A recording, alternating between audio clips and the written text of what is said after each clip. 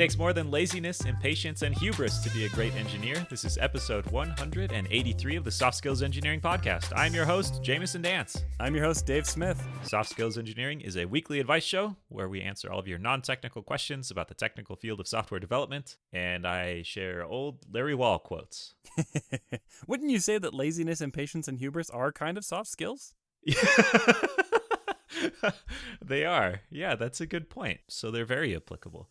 Yeah, this was a quote by Larry Wall, the inventor of Perl, and it's kind of pithy, and he has definitions that make these sound actually like good things, but ignore those and just focus on being lazy, impatient, and hubristic? What's the adjective form of hubris? It's hubris. Hubris. Huey. Be Huey. Yeah, do you want to talk about our wonderful patrons? Yes, thank you to those who are giving us so much cash that we are able to make our yacht payments every month and also pay for our hosting, which, by the way, is getting more expensive. Thank you to all of you listeners, which we love. They are Matthew Voidovich, the Agile Ventures Charity, Bartek Tatkowski, Ted Nugent, Crash Bandicoot, Zach Grannon, Maple Syrup, Luis Santos, Kriska Kanopka, Pishka Jopka, Nick Cantor, Vinlock, Taras Haruk, Sean, Sonny Ty, Brittany Ellick, Sonic the Hedgehog, Ivor Robotnik, Florian Tatzel, Murray Rousseau, Chris Hogan, Dimitri Jansen, and Stanley Tactical Radio. Whew! Whew! Nice work. I'm like the Micro Machine guy from the 80s who did the commercials. I was maybe not alive then. Crap. Oh, I knew it was a risky reference.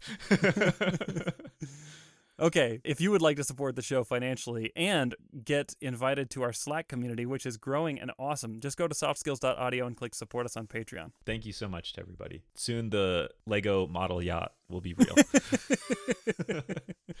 All right, I'm going to read our first question. This is from an anonymous listener.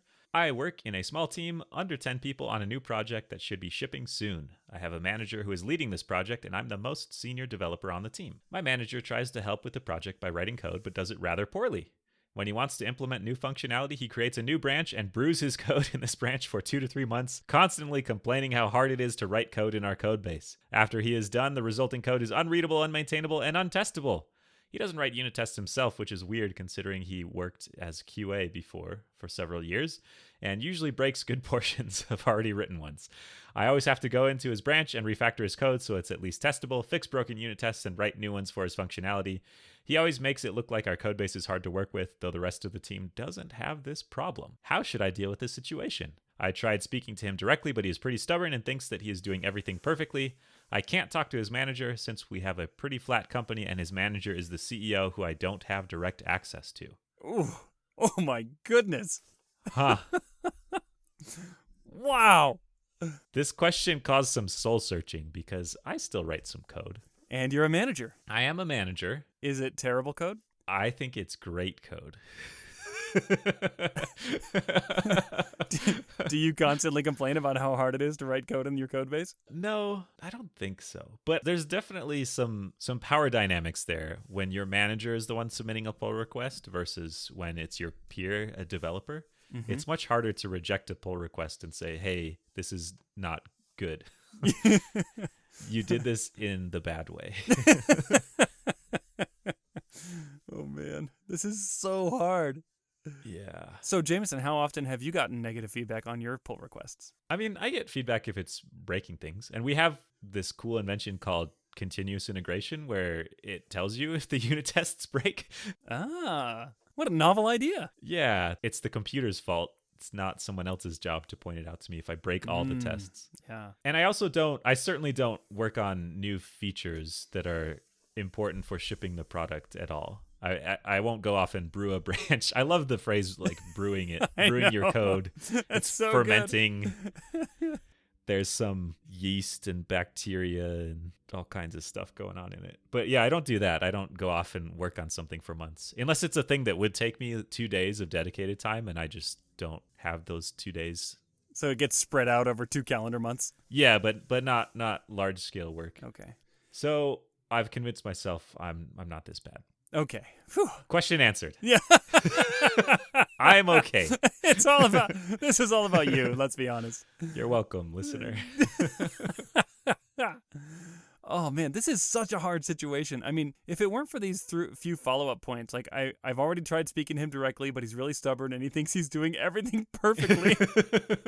And I can't talk to the CEO. What do I do? Well, This is hard. And you're the most senior engineer on the team, which means you're the only one who can Yeah. solve this problem. It's all on your shoulders. Yeah, it's kind of your job. Hence why you've turned to Dave for his sage wisdom. Oh, man. And there's so much wrong with this situation, too. Like, the fact that the manager is building, like, big, complex features that takes 2 to 3 months, and they, move the project in a new direction and cause all this harm when they try to merge them. The fact that the manager's even in the critical path is probably itself a problem worth addressing. Yeah. And the fact that they're stubborn and don't take feedback well from engineers working in the code base. And the fact that they used to be a tester before this and don't write tests. Well, it's like how I used to have to do homework at school. And now I never have to do that again, and I wash my hands of it. Good riddance. Oh, true. I've done enough testing for a lifetime, so exactly. you can write my stupid tests for me. I've paid my testing dues. And you can fix all the tests I broke with this change. This is so rough. Okay, so let's back up. Jamison, as a manager, why do you sometimes write code in your code base when you know you probably shouldn't be? Sometimes it's to escape hard problems that I don't know how to solve. There's some tricky thing ahead of me. I have to deliver some bad news. I have to weigh 2 difficult trade-offs, and I choose the third option, which is, why don't I go fix that little very low priority bug that's been nagging some people for a couple weeks. That I just discovered 5 minutes ago and probably doesn't matter. Yeah. Why don't I just do some therapeutic refactoring? You know what we need? A new linter. Too many tabs here. These should be spaces. I've got some really hard feedback to deliver to a coworker, but boy, do we need a new linter. Yeah, part of it is that. Part of it is trying to shelter the team where if they're heads down on, sometimes my goal is to be interruptible so the team is less interrupted. Mm-hmm. And sometimes it's little things I can crank out that aren't on the critical path but are still useful to someone else, and it avoids them having to context. But the worst case is when I feel like, oh, we just need more engineering minds on this, and I will do it because we just need more people on it. That's the case where it usually goes the worst. Yeah. How about you, Dave? What about me? Just all of yourself. When you've been in management, have you still written code? And if so, what led you to do that? Yeah, I have. I mean, I guess one other reason is I want to stay in touch with what it is like to work in the code base. Yes. I don't want to totally lose touch. Yes. And so I was very careful never to take on critical path tasks, except one time. And honestly, I was guilty of being a hero, kind of swooping in and rescuing a project. Yeah. That was a mistake in hindsight. But there were other times when I thought, okay, here's a cross-cutting concern that no single team will, I was actually managing about 7 or 8 teams at the time, and there was no single team who would own the solution. It was a cross-cutting problem. And I thought, I'm going to work on this in my free time. And I used kind of nights and weekends to work on this thing for a month or so and to try to help manage this issue. And it was okay. And then other than that, I just try to do occasional small fixes and just stay the heck out of the way of your teams. Yeah. Which sounds like is a lesson this manager needs to learn. I just don't know how to make them learn it. How do you learn them this lesson? Yes. Right. Did anyone ever complain to you or approach you about it? Any developer on any of your teams? No one did, but there's this power dynamic problem that I think a lot of managers just don't recognize because they don't feel how effectual the power dynamic actually is on the other people. Certainly. And so no one approached me about it. Also, I had been one of the very early team members, individual contributors on the project, so I had a ton of context. And that was actually another big problem for me, was how to transfer that context to others to empower them to not have to come to me and ask me questions like, how should we do this? And that was something I probably could have done better too. None of these things are lessons this boss has learned, apparently. Yeah. I mean, Brews code in this branch for 2 to 3 months. How is he being a manager if he goes to code for 2 to 3 months? Well, maybe it's the kind of thing where he starts things, but then gets, deprioritized for a while and then comes back to it and the branch rots and now he's got to do a big merge and, And he just force pushes over everybody's stuff. I'm the boss. Get out of my way. Exactly. I do see one problem here that might be solvable, which is this senior engineer who wrote in with this question says he himself is fixing a lot of the issues, fixing the merges, fixing the broken tests, writing new tests for this boss, basically you're enabling this behavior because you're allowing his code changes to get done. And without you, he would not be able to do anything other than Yeah. sit around and complain about the code base. Unless he's saying it's like a train coming to hit your code base. It's like, hey, I'm going to click this merge button in Right. 4 days. Whatever's in there is going into master. So I actually just remembered a situation that happened where it wasn't with code, but I was managing a team that does some other not code related tasks, technical but non-coding, and I kind of jumped in to help. I was like, "Oh, they're a little swamped. I know a little bit about this. I can step in and help." And I did it, and I didn't know the context around their process and how they managed the work and how they tracked it and followed up, and some of the context around how help affects further requests from customers. And one of the folks on my team reached out to me and was like, "Hey, if you're going to help, you have to do it right. Like, you have to follow these processes. Here's why we do these things. And I want to be like this person when I grow up." They're really great, and they're also very, very good at being direct. And it was kind of eye-opening because in my mind I was helping, I was like, this is just some extra help I'll sprinkle on. Yeah. And so maybe it's not as important that I follow all the rules because it's like free money. Yeah, you get what you pay for, people. Why are you complaining? Yeah, but they pointed out to me, hey, it's not free. I mean, it's nice to help out, but it has consequences and affects our further work and relationships if you just kind of swoop in and do things your own way. And that was very eye-opening to me. And I wonder how you get that message across if you've already tried speaking to him directly. Exactly. I was just thinking, that sounds exactly like the kind of conversation this manager would not get anything out of. Yeah. I'm just staring at all your good ideas you wrote, and I want you to say them. Oh, okay. I shall say them. So this manager has a little bit of a self-delusion. According to the question, it says, quote, he thinks he does everything perfectly. So I think the only way to disavow someone who has this level of illusions of grandeur and self-perfection is to present them with cold, hard facts. And maybe that means that you have to start tracking defect rates or time to merge or some other metric that you can find that shows that the rest of the team is working at one level and your manager is working at one very much worse level. And the goal is, I assume, to show the effect on the team as a whole. It's not just, hey, you're bad at this. It's, hey, when you do this thing, the team slows down. That would be a very productive way to think about it. I was thinking of it kind of in the shorter term of just trying to disavow him of this notion that he's doing everything perfectly. Yeah. But I think your approach is actually more productive. Like drill sergeants have to break recruits in boot camp. That's right. Gotta break them down first. And then you can build him up after at your new job. That you got fired from. Yeah, I mean, this person sounds like a difficult personality to deal with. On the one hand, he thinks he's doing everything perfectly, he causes a lot of trouble, and he complains vocally a lot. My guess is that your CEO is already aware of these personality traits and is probably already bothered by them, unless they're just completely insulated. Who knows? But another thing you could do is you could apply the Jamison dance tried and true technique of doing nothing, and then over time, this guy might be gone anyway. Yeah. Ugh. I mean, presumably the job of your manager is to make your team better, and they are making the team worse. And if the conversation has been focused on kind of technical details of, hey, when you the question mentions code that's hard to unit test, so then that could get you bogged down into lots of opinion-based discussions about dependency injection and kind of like pure functions versus object orientation, all these techniques you can use to write unit testable code. But in my mind, the core problem isn't that they're not writing unit testable code. It's that they're having a negative effect on the team as a whole. Yeah. And maybe if you raise the discussion up to that higher level, instead of saying like, hey, please brew your branches in this better way. Yeah.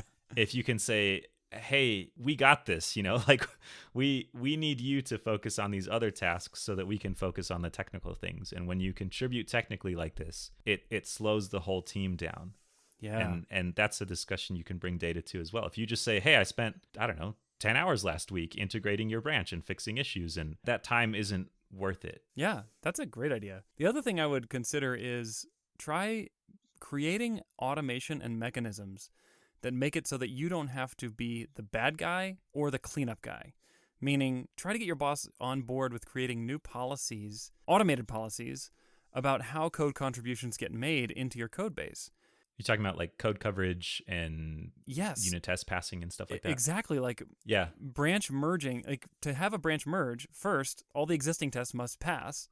And secondly, your code coverage cannot go down without an exception being granted or something. And then when your boss writes new code and it breaks existing tests, the system will stop him from merging them.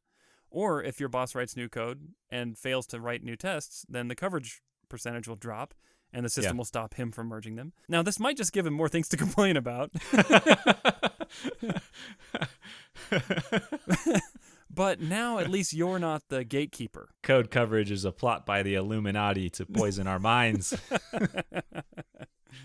Exactly. Yeah, I like that. I like that a lot. Having to feel like you have to jump in for very easily technically verifiable things, like the tests are all broken, does feel bad. Yeah. And that has a technical solution, which is way easier to implement. The other thing you could do is try to figure out why, we talked about this a little bit, but try to figure out why your manager is getting involved at this level. And maybe the problem is they don't have enough management problems to deal with. So you could create some management problems. Yeah, start a power struggle. Try to get your cousin hired. Yep. Create some like romantic drama on the team. Yeah. Yeah, that would give him something to do. Yep. Easy.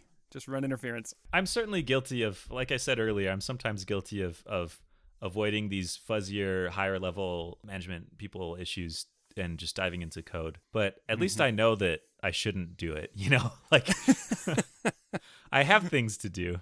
Sometimes I just don't want to do them. Right. But maybe they aren't aware of what they should be doing with their time, in which case you need to, like, I don't know, sneaky mentor them, drop management books at their feet on accident. Oh, whoops. And see that? If they're interested in it. Oh, look, it's my copy of Andy Grove's High Output Management that just slipped out of my hand. Weird, it's marked already in some certain passages. That's what we call stealth mentorship. What do you know? It's The Making of a Manager by Julie Zhou, and it's on Kindle, and I tripped and it emailed itself to your device.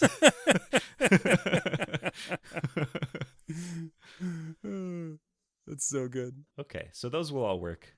Yeah, guaranteed. Any other advice we have? No, I got nothing. I mean, this is a very tricky situation, and I would love to hear how it turns out. So this might not help you, but potentially one benefit for the listeners is if you go on to become a manager, you should know this is a bad way to do things.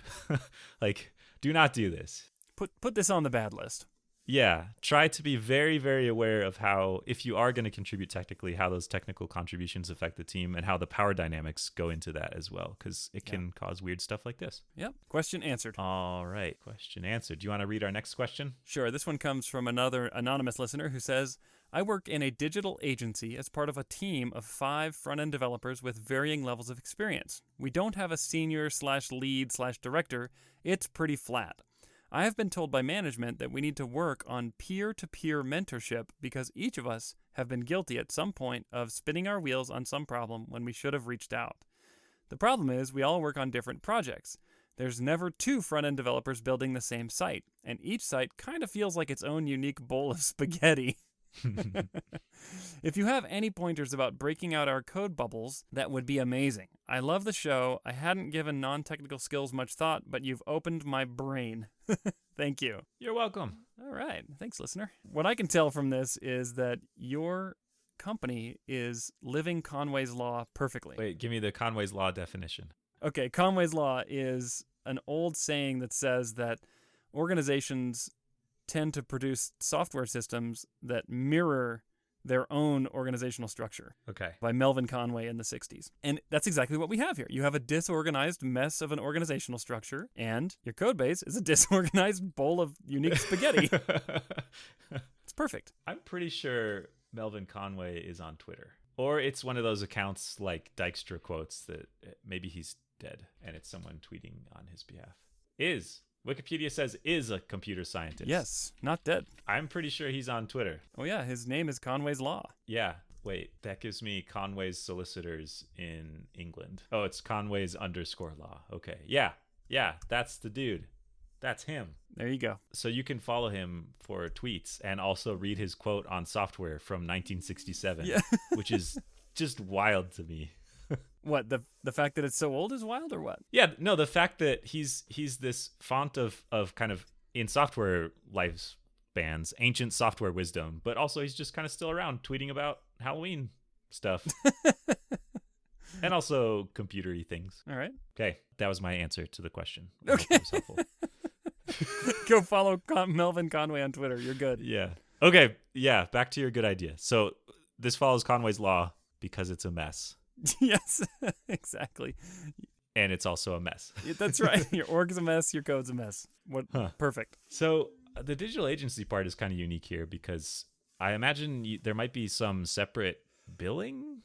Like maybe you're billing hourly for each of these projects. And it does seem like it would be hard to have a cohesive team when you're all on separate projects. And there's this additional thing that they're all kind of for different clients and companies. Mm-hmm. You're just kind of this loosely affiliated group of people. Yeah, and you're not accountable to each other. So like if your code sucks, you're the only one that will ever know it because you're the only one that works on this project. It sounds like there's 5 engineers and they're all working on 5 projects, or rather each. I mean, the clients certainly won't know it. Yeah, they won't know if your code sucks. It'll just be you. Yeah. And so, I mean, that's one of the great advantages to working in teams is that you feel this sense of obligation to your teammates to create well-architected, well-factored, and readable code, documentation, and things like that. But if you're working in isolation, it's really hard to do that. So I think actually this peer-to-peer mentorship idea is not terrible. How do you do it, though? Because the question mentions that the projects are pretty different. So it's not like, I imagine they don't have a lot of context into problems on other projects. Yeah. And you could share that, and that's just time is right. the cost there. And a lot of overhead. Yeah. There are some community groups I'm a part of where people will talk about technical problems they're encountering at work. And it's this similar-ish situation where it's not people who work together. They don't have much context on the problems. And there's a lot of willingness to just help out in general. So you could kind of form one of those at work. It sort of becomes more of a Stack Overflow model where you have to put in a lot of work to give context. Yeah. And it's more tactical questions, not someone auditing your code base and noticing things for you. Right. But that's an option. What I found is that when you have people who don't have a lot of context on your project and you need to get help with a problem, sometimes just the act of assembling the context in a way that can be shared with them will lead you to a solution. Mm. So I wouldn't necessarily walk away from this idea of paying the overhead price of collaborating with your peers, even though they don't work on your same code base, because it could be that the very act of putting that together leads you to solving the problem that you were trying to solve. Another cool thing about this peer-to-peer mentorship idea is if everyone's doing it, the cost is shared kind of equally across all of your projects, but also the benefit is shared equally. And theoretically, the benefit outweighs the cost for everybody. So it's not just one person kind of sinking all their time into helping everyone else. It's everyone helping each other out a little bit. Yeah. One thing that has been helpful on my team, we're still working on related projects most of the time, and it's for the same company. So it's a little bit different dynamics. But sometimes they're pretty different projects. And we still do a lot of ad hoc pairing where people just know, hey, someone might reach out to you to pair program on something. And it might not be the task you're working on. And it's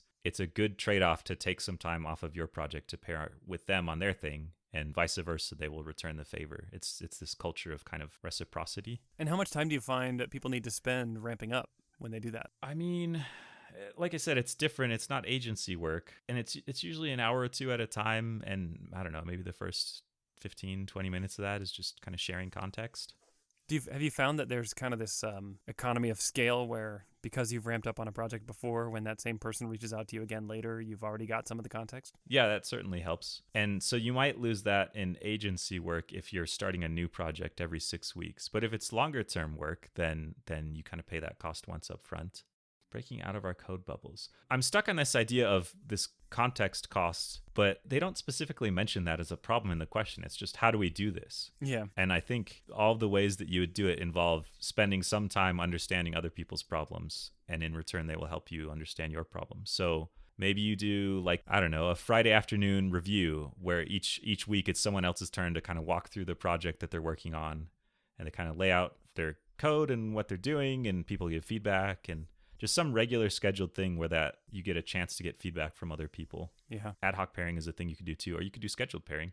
And you have to deal with rotating schedules for 5 people to help pair with each other. Yeah. You could do, I mean, brown bags are a thing that people talk about a lot. You just meet and talk about technical things. I think you're right, Dave, when you mentioned the manager who suggested peer-to-peer mentorship was onto something, that everyone knows different subsets of things.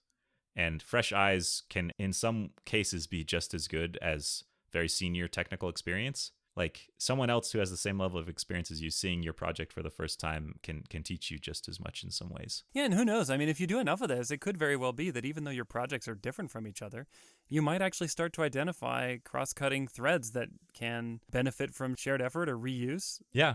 Or at least like shared patterns, maybe. Yeah, that's a good point. If you look at it as our output is the project, but it's also the kind of team skill at delivering these projects better, you've kind of been focused on the first, but not the second as much. Mm-hmm. And that's something that could unite you, even if you're all working on different projects. You share the knowledge about how to get these done better. Yeah. Trust falls and laser tag are good fallbacks. Okay, so you don't have time to review each other's code or to give context about your projects, but you could at least stand up and fall backwards and have people catch you. Fall down and see if anyone catches you. Yeah.